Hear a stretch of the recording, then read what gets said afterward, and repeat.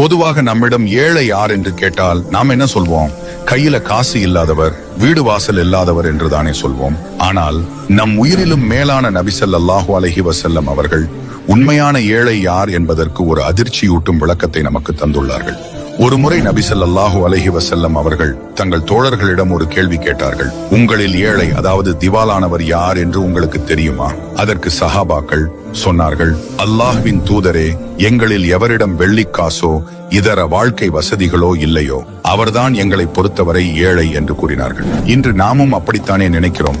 ஆனால் நபி ஸல்லல்லாஹு அலைஹி வஸல்லம் அவர்கள் சொன்ன பதில் நம் இதயத்தை நடுங்க வைக்கக்கூடியது. அவர்கள் கூறினார்கள், ஒருவர் மறுமை நாளில் விசாரணை களத்திற்கு வருவார்.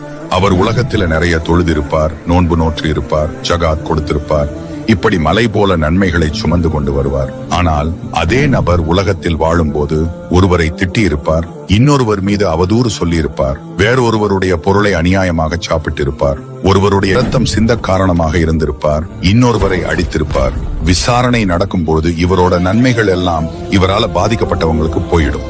நன்மைகள் தீர்ந்த பிறகு அவங்களோட பாவங்கள் இவர் தலையில ஏறி இவர் நரகத்துல வீசப்படுவார். இவர்தான் உண்மையான ஏழை. இறை வணக்கம் எவ்வளவு முக்கியமோ அதே அளவு அடுத்தவங்க உரிமையை பேணுவதும் முக்கியம்.